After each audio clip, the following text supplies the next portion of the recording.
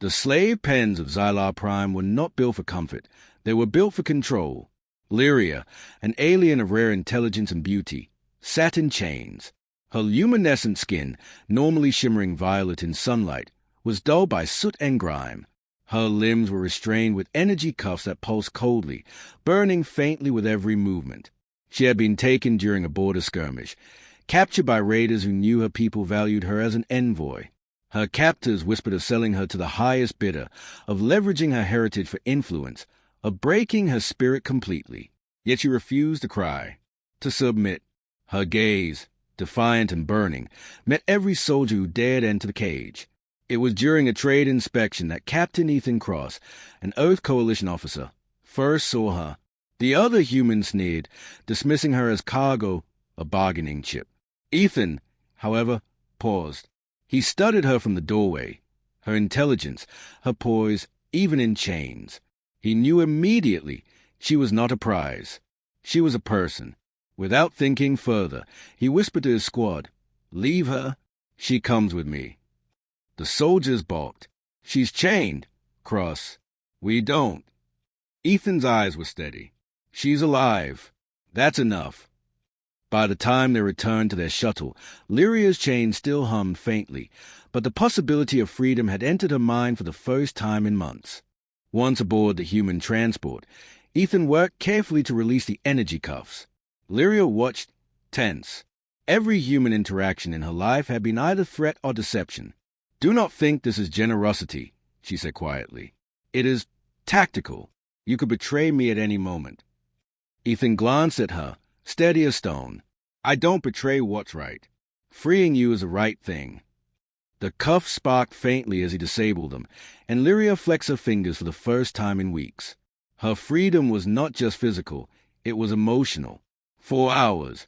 They traveled through hostile territory, avoiding raiders and patrols. Ethan carried her supplies, ensured she had food and water, and even when confronted by dangers, always shielded her first. Lyria began to notice details, his patience, his cautious movements, the way he spoke to her not as property, but as a being with thought and feeling. "You are different from your people," she said eventually. He smiled faintly. "And you're different from yours. That's why we're here." The statement confused her at first, but slowly understanding crept in. Humans acted for choice, not for obligation. Their escape did not go unnoticed. Lyria's former captors tracked them relentlessly, sending attack drones and mercenaries to reclaim her. During one night ambush on a barren plain, Ethan shielded her from plasma blasts with his own body, taking wounds that should have killed him. Lyria, trembling and terrified, realized something undeniable.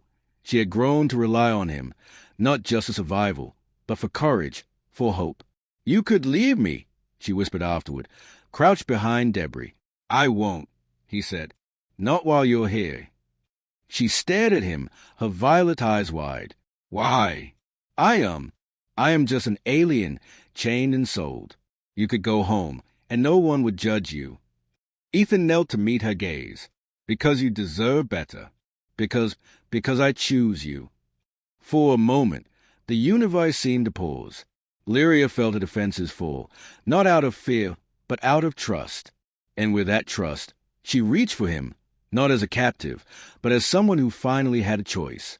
By the time they reached human-controlled space, Lyria's chains were gone.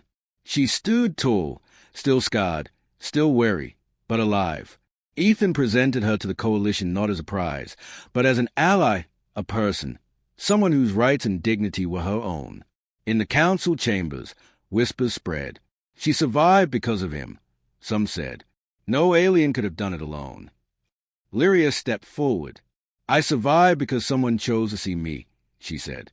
Her voice, strong and clear, carried across the room. "I am free, and I choose him." Ethan stepped beside her.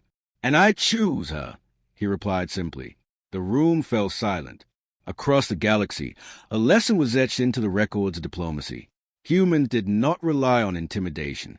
They did not conquer with claws or fleets alone. They acted with courage, compassion, and choice. And when they chose someone, they carried them through fire. They carried them through darkness. They never let go. For Lyria, the chained alien, Freedom was more than chains removed. Freedom was being seen. And in being seen, she found love, the kind the stars themselves seemed to bless. HFY